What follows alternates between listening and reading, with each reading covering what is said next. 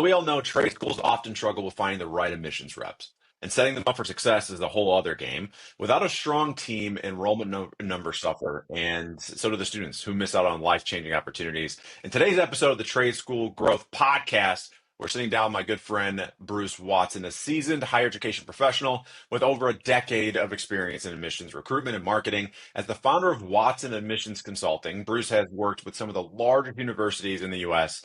and specializes in helping schools improve accessibility and drive enrollments. Welcome, my good friend Bruce. What's up, brother? Good to see you. Thanks for having me. So we have a kind of a challenging episode for you, sir. We're going to solve all of these trade schools problems when it comes to enrollment, but we're going to start with how do you build a better team? So the first kind of question I want to ask you around was what is outside of the obvious, the admissions team's hits numbers, what makes a good admissions team? Yeah, and no pressure on solving all the problems, right? I think when we're talking about, what a school needs to look for in the reps, what we really need to focus on is choosing people, finding people that can make every conversation they have sound like it's the first conversation that they're having, bringing that same level of excitement about the programs that they're recruiting for to each and every conversation. So, bringing that enthusiasm, being able to answer the question for what could be the 100th time that day for them, but from the student's perspective or the prospective student's perspective, it's the first time they're asking that question. Some of them might feel like, oh, I don't know if this is a good question. Am I asking a dumb question? Like we've all gotten that apology, right? Like, oh, I'm so sorry if I'm asking a stupid question. But we need to have people in place that can make it sound like, oh no, that's a great question, no matter what it is, and making people feel validated. That's so from a personality standpoint, that's really the basis that we want to start with. Because those program details can be taught. And especially with the number of times that you're going to be speaking about them, you can learn how long it's going to take them. You can learn the prices. Just about anybody can do that. But you want a balancing act. At the same time as being friendly and excited and approachable, you don't want them to be too salesy because students can immediately pick up on that and can immediately tell that they're talking to somebody who's trying to hit a certain number. So that I think is my first thing. The second would really be looking for those transferable skills. I think leaders can sometimes get into a headspace where, say, we're recruiting for a automotive program at a vocational school. They sometimes think they need to find a recruiter or find an admissions rep that has 5 years of just recruiting for automotive rather. And that's not necessarily the case. You might find it difficult actually to find somebody who is looking to be your recruiter for an automotive program who has that 5 years of experience because they're probably in a leadership role by themselves by now because they've been doing it for so long. So look for those transferable skills is a good argument that you might even want to pick somebody who's from a totally different area because they're more of a blank canvas and they can sort of be trained on the specifics of your program. And then I think finally, just really using scenarios, real life scenarios to train folks and get your group together, do a retreat, stay come up with a situation where a student asks a question, make it a hard one, and then get everybody in the room to answer that question and get them to bounce off of each other and come up with the right answer for your program. So pick the personality over the experience because a lot of these skills can be taught would be the short and sweet. So when you say like personality, right? Like, and by the way, I love what you're saying because you're right in that I think we focus too much, and it doesn't even matter trade school or otherwise. You can be in a SaaS company, and it's the same thing. We think what we do is like a special snowflake, and then they have to already know that thing. When in reality, just be better at training them on the programs, right?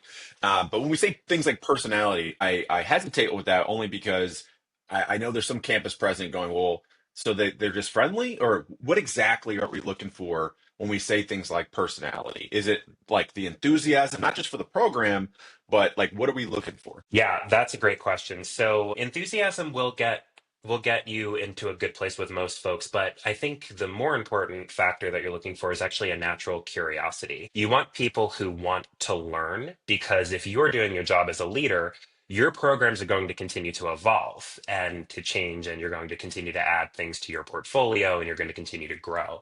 So, in addition to looking for folks who are enthusiastic and who have good conversation skills and who sound good on the phones, you also want people who are genuinely curious and who are lifelong learners themselves, because they can really speak to the person on the other end of that prospective student. Because the prospective student is trying to learn and advance, they're trying to pick up new skills, they're trying to make some kind of a difference in their life, and they think that pursuing this program is going to get them there. So, I want people in place that are curious themselves and are learning themselves and maybe have, whether it's a vocational or a more more of the traditional 4-year experience, lifelong learners, people who pursue certificates for fun, people who are listening to podcasts like yours and are wanting to just learn because they're curious, because that curiosity will also make them easier to coach and to teach when you could frame it as a learning opportunity.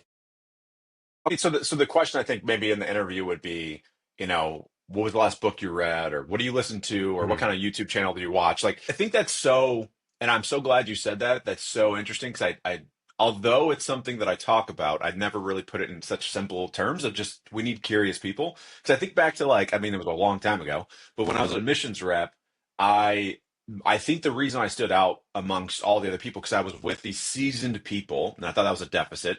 But you get in a situation where you don't learn anymore, and so you're not bringing new talk tracks to the script. You're not talking to what you actually know. Like I remember very vividly talking to prospective students, being like, "Hey, you know what? Recently, I was reading this book on blah blah blah, and they were talking about your future self concept, right? Like, what does your future self look like? Like these things were not in the script. It was just something that I had heard a week prior and was like, I wonder if I could throw this in there. And so what you're saying is like that probably is number one or number two I'm looking for when I'm looking for a new admissions rep. Pretty close, yeah, because folks that are naturally curious are going to want to do better, not just because they're trying to hit a metric that you've come up with or something that they might not understand that, make 100 calls a day. And I'll talk a little bit about that when we get to the metric section. Mm.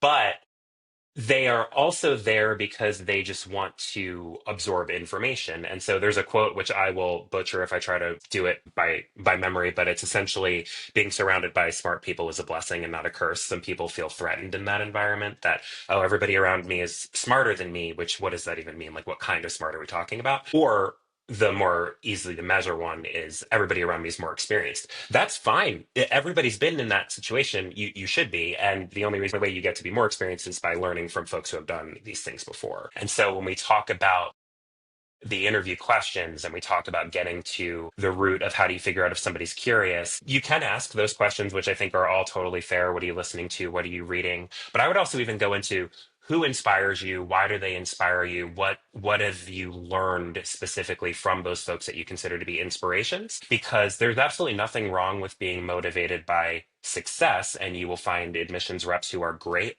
who are motivated by success, personal success, and wanting to advance. But then there's another set of folks who are motivated because they have this itch that they scratch within themselves of, I just get really excited when I learn something new, and that's what I'm here to do. And so I think Mhm. any questions that you can ask that get to the root of that, why do you want to learn and how do you learn best? How do you like to be recognized for those learnings? Are you a certificate person? Are you a mass email to the team saying, you Raylan accomplished all these great things? How do you prefer to be recognized? So that you can also learn about them, because I firmly believe that learning in this capacity is a two-way street, and that even if you bring somebody who maybe it's their first job ever, fresh out of a college program, you can learn from them too, because as you mentioned, being seasoned and being in an office with folks who are all seasoned, you can get into a way of doing things, one way of doing things that might benefit from a fresh set of eyes. Yeah. So then let's talk about the training component to it, right? We found somebody that's enthusiastic, they're a lifelong learner. How can we continue to train them for better performance? And also making sure that they continue to win. Because admissions, I think, like, especially I know there's admissions reps that are going to be listening to this, right? It's the hardest job. And maybe it's because obviously I started in admissions, I love admissions, but it's the hardest job because every single day you have a clean slate, right? We're gonna get to this later, but the 100 dials, right? Depending Yeah. on your last performance is how good you feel, and I don't care how good your mindset is. If you had a crappy day, you're Mm. going in. The night's ruined. Okay, so how can you train for better performance, and maybe even if you could tie in, keep people's mindset in a good place to where they want to continue to perform?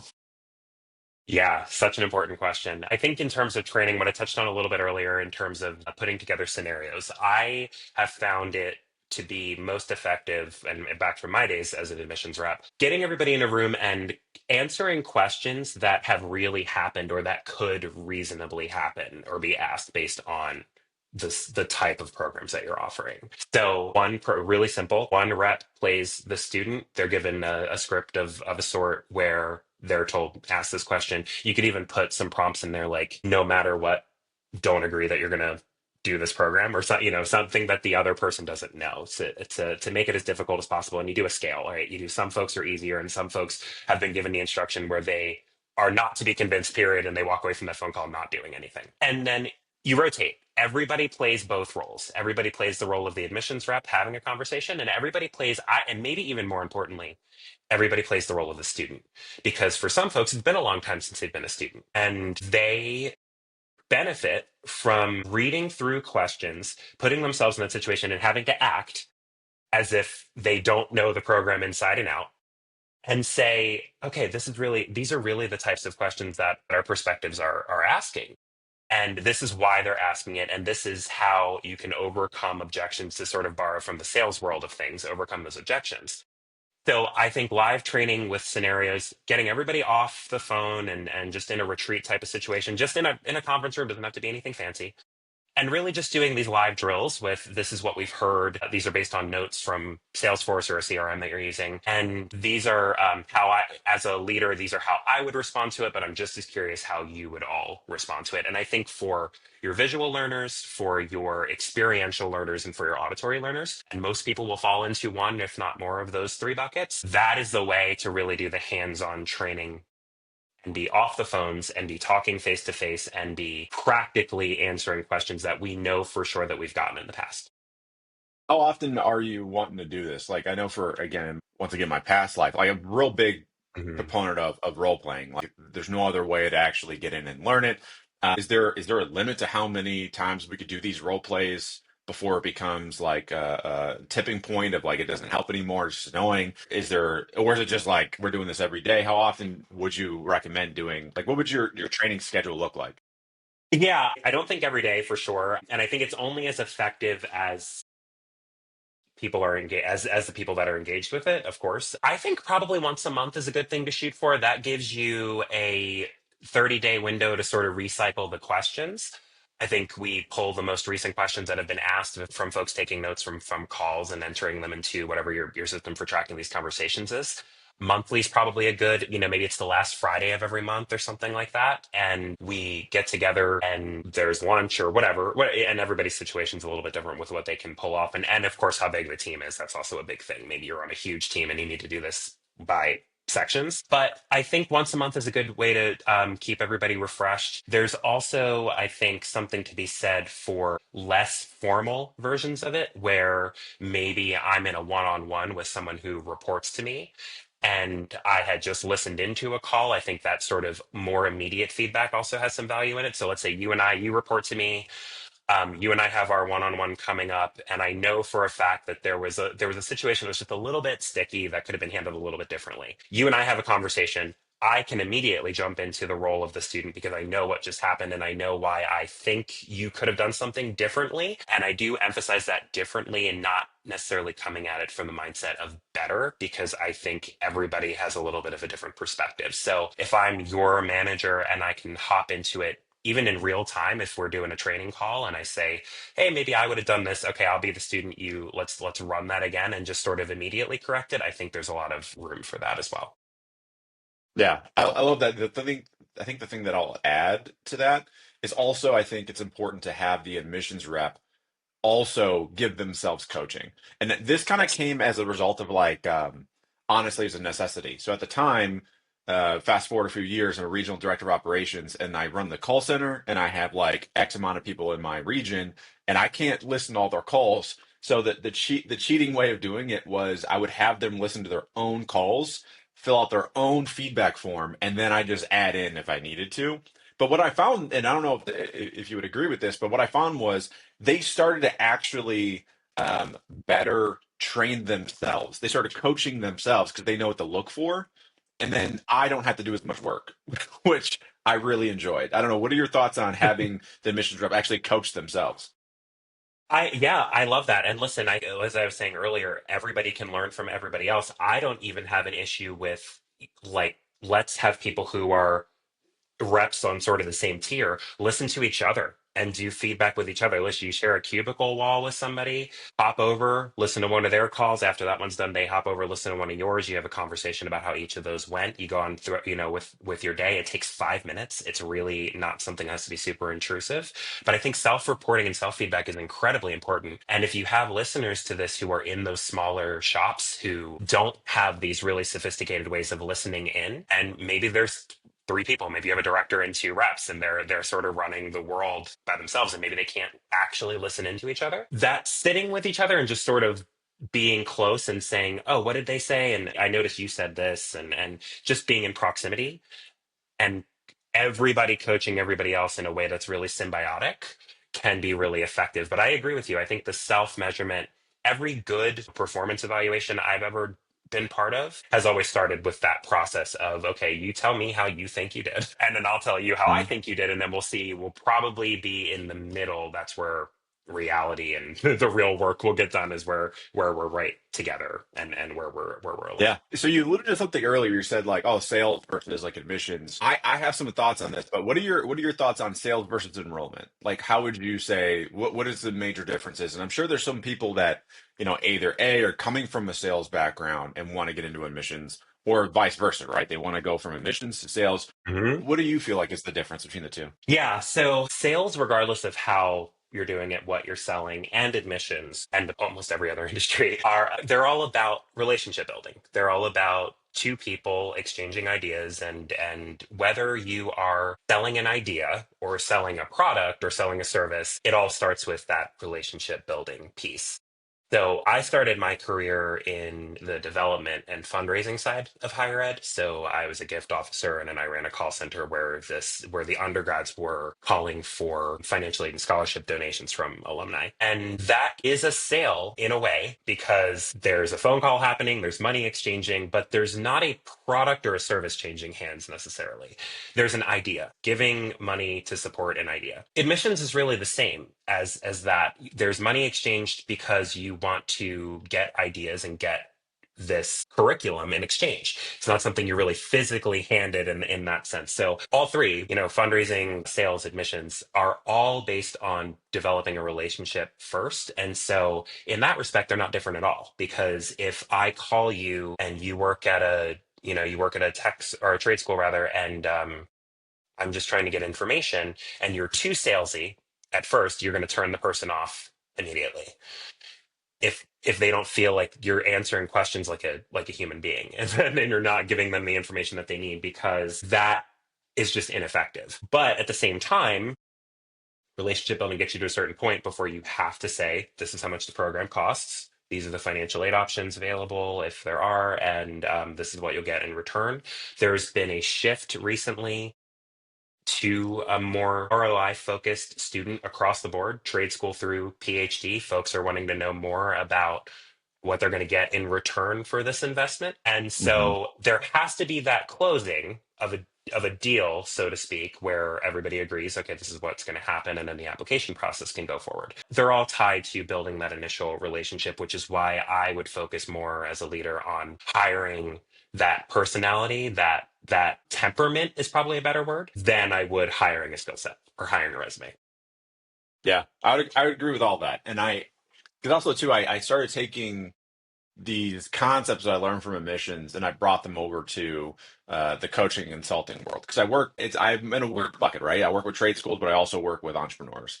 And so across the board, I started using the language of enrollment. And the way that I would put it was, here's the difference between enrollment and sales. Sales is just, it's about the intention.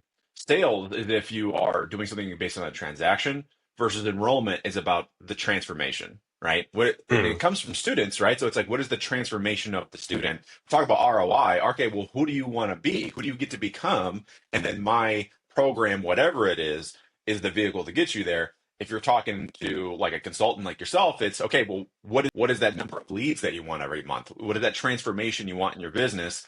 the enrollment, whatever I do, is almost null and void. It doesn't really matter. It's just the vehicle to get you to the transformation. And so I always, it's interesting because I personally, I think this kind of came from me being in admissions, and then someone says, "Man, Raylan, you're really good at sales," and I hated it.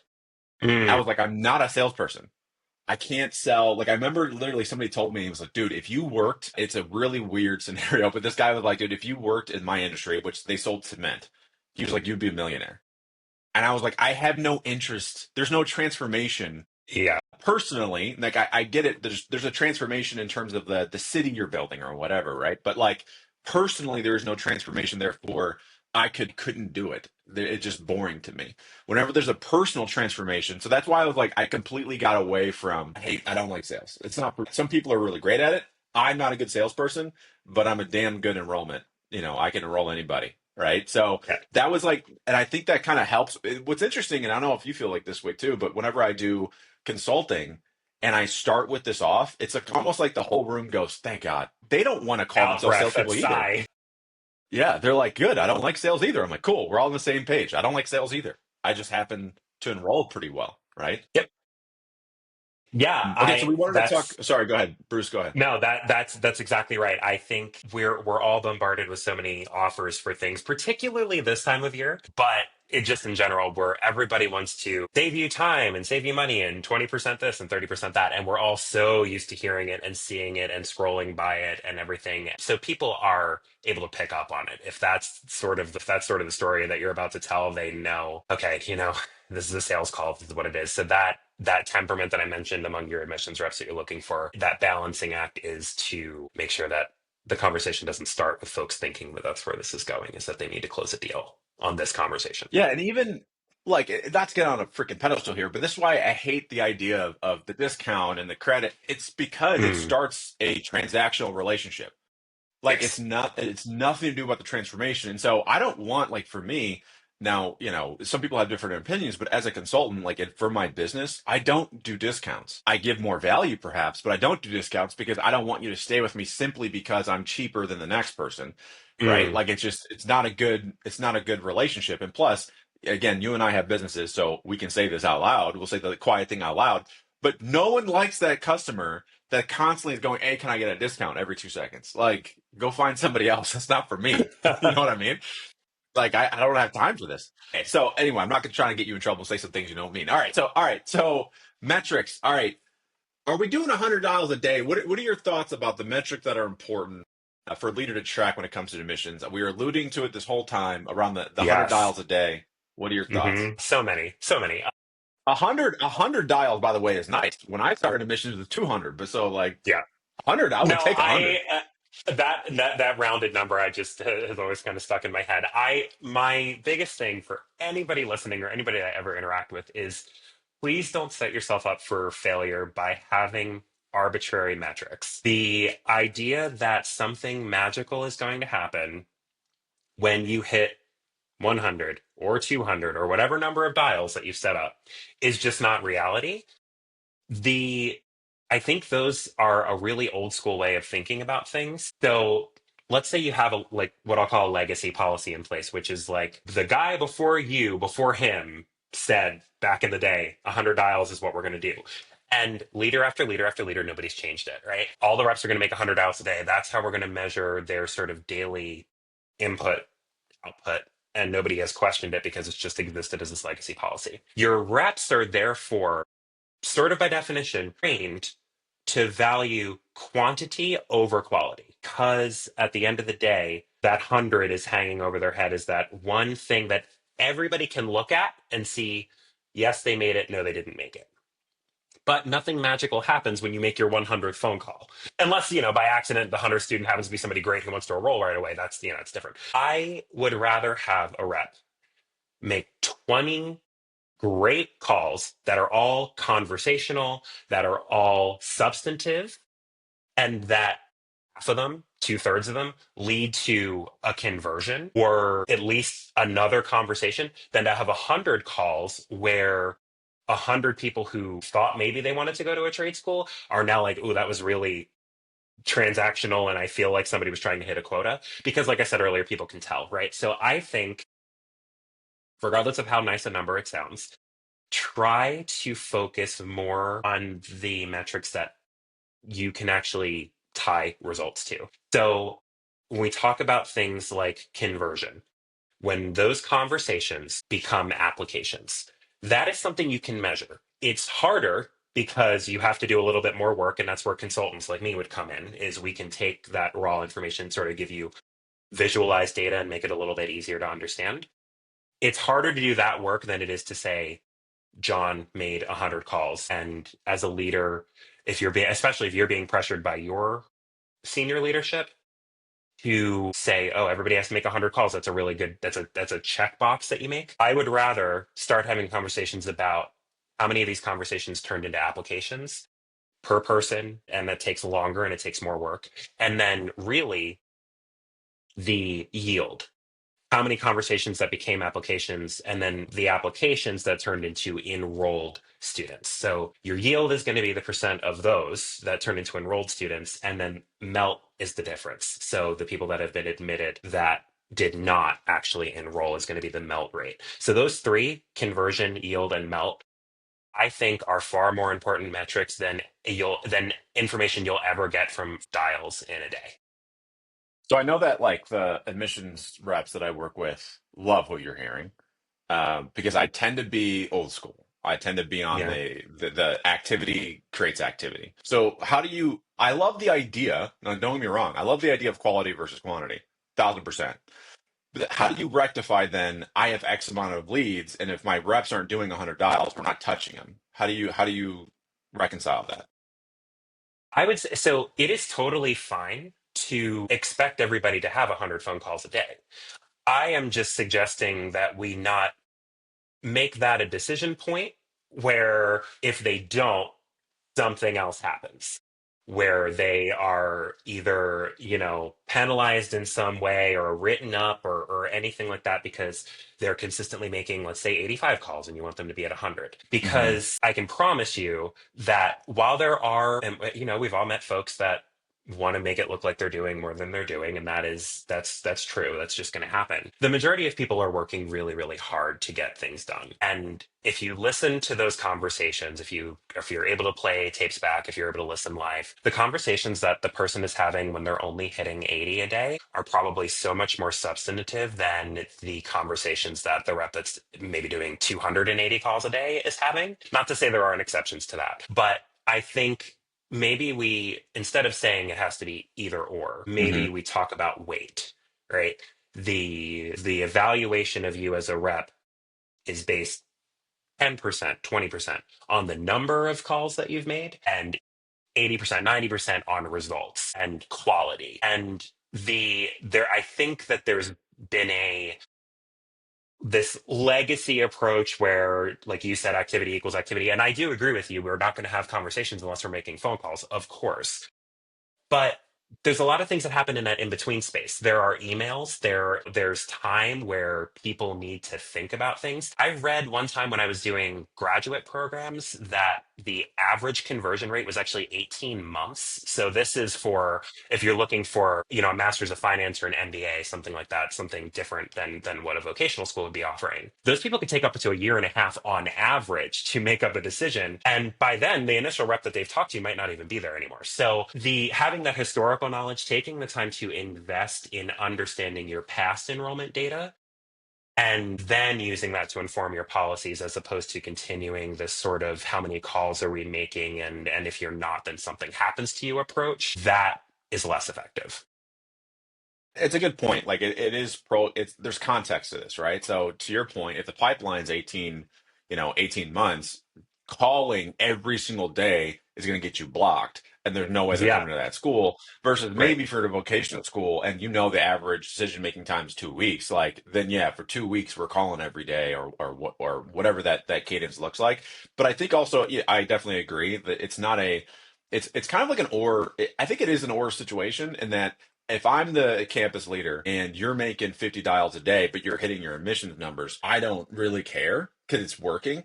I think where it comes up probably, and tell me if you agree with this, is that if you're not hitting your admissions numbers and you're not doing the dials, well, it's like, what's the thing that we can control? We can control the dials. Because at that point, you probably Yes. need more reps, right? Is that Yeah. fair?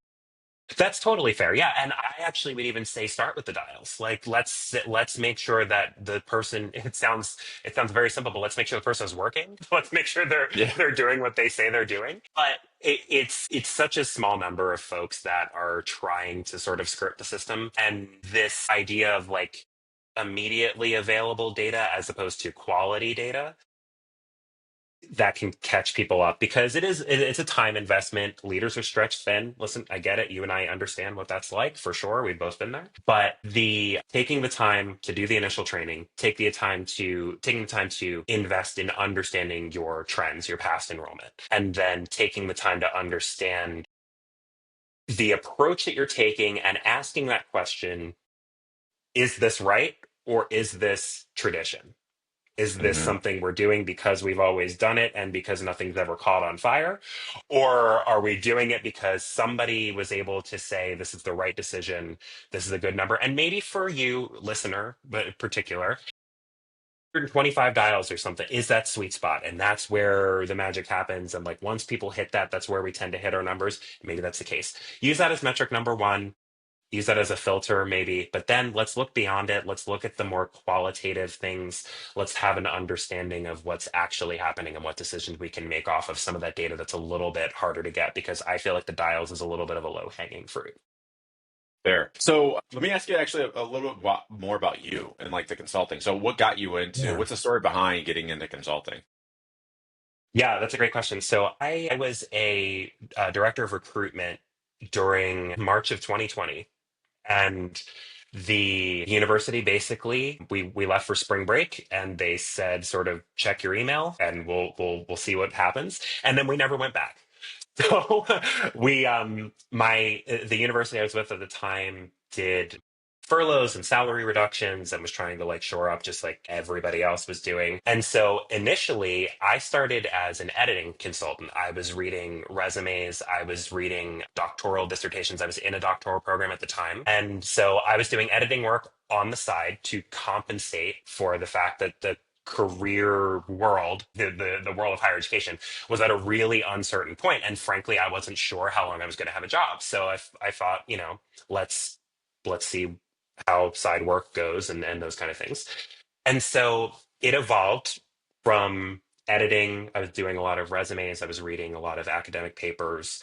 And then it evolved into I was answering questions, drawing on this experience that I had with being an admissions director. Then it became a friend of mine is really thinking about getting their MBA. Can you talk to them and have and answer questions? And then it became my friends' kids that were thinking about it. So it just sort of snowballed and went from this editing and question answering service that I was offering people to formalizing it, putting it together as a website and as an idea, building connections on LinkedIn, and then it got into running ads on Google and growing just sort of organically like that. And then recently, last month and a half ago, I was approached by a university and it was just a friend of a friend type of situation. And basically, behind closed doors, said, we're in a really bad situation. This is kind of a mess. I would really love if you could sort of tell us if a program is worth continuing to have. So it is now freshly a student service side of the house and a college and university side of the house. And so for students, forever since the beginning, it's been whether you're applying to a trade school or whether you're applying to get your second PhD. I will help you. I will look at your application. I will do those. I will review your essay. I'll look at your resume. We'll sit together and make sure you're giving the admissions team everything that they need and you're telling your story. And now it has become, or is becoming, I should say, a second side of the house where I'm also reaching out to schools and saying, this is what I can help you do. Looking at some of these things we were just talking about, looking at some of your past enrollment data, using that data to make more informed decisions about whether they're going to cut a program, whether they're going to add a program, doing some of that market research, how their reps are doing. One of the things I'm offering is sitting with their reps, whether it's on Zoom or on campus, doing basically a informal sort of interview with them that's totally confidential. And I do that with their team. And then I aggregate that data. I don't identify anybody that said anything. So if you got a team of 50, you're never going to know who said what. But I aggregate that data and say 90% of your reps are saying that they don't want to say this weird thing that you make them say every time, whatever it is, whatever the situation is. So it has evolved from I'll do resume reviews and resume writing and resume editing to a more full service consulting where we're supporting students and we're supporting colleges. And the idea eventually is to bring them together, right? And be able to say, when I'm sitting with a student, I think this program would be really good for you because I've been doing work with them and I know what they're looking for. And then vice versa, saying to the colleges, I've been working with this group of students. They're from whatever country, they're from whatever state. I think they would be really excellent fits, and then making those connections. So that's the direction we're heading. I love that because I was just talking to a campus director recently, and they're talking about opening up another program, and the amount of market research that they do, and they don't know how to do it, right? Hmm. They're just told, "Hey, we're about to put a bunch of money. Why don't you go and do the research?" And that's not what they do. And so now they're like, he was calling me like, "Hey, what do I do?" And I'm like, "That I had nothing to do with that." So it's actually good for me to know that you exist because then now I can Yeah. actually put you in contact with those people because that's like not my bag at all. It's like I wouldn't even know where to start with that. But I love the also the future in that you can inform colleges, trade schools, or otherwise. Hey, I have done X amount of research on all of these different students. I've worked on their stuff. Here's what they're looking for. Here's what's important based on actual conversations. Versus there's a lot of consultants, I won't name names, that are like old school salespeople that have no data and they're just saying, hey, you need to say X, Y, and Z. Like the amount of scripts, Bruce, that I've looked at, listened to, that I'm like, who made this? Like the new student does not care about any of this crap. Who made this? And it's the same three admissions reps or admissions consultants out there all saying the same crap. Now I'm gonna stop talking because I'm gonna get in trouble. But it's like one of those things where I love there's people like you that are actually doing the work and talking to students to actually inform legit conversations that could actually happen. Yeah. Yeah. Well, that it all, listen, the reason that this really, I mean, you were asking sort of how it unfolded. My doctoral research was about the college admissions process.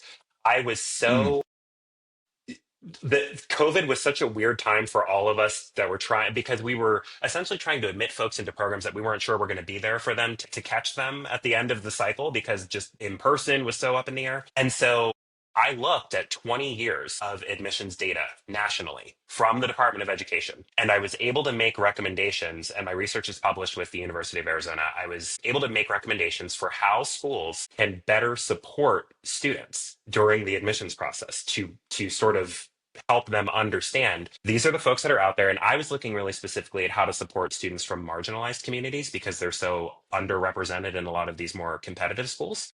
And so that's where it comes from. The passion for it is based on, just like you were saying, understanding what's really out there and not allowing yourself that sort of halo effect of those scripts that we've all run into, which is sure just antiquated at this point. And especially as Gen Z starts to really make up the larger populations of who's going to be enrolling, they are expecting a completely different experience, and they are available in completely different places than the students of 5 years ago and 10 years ago were.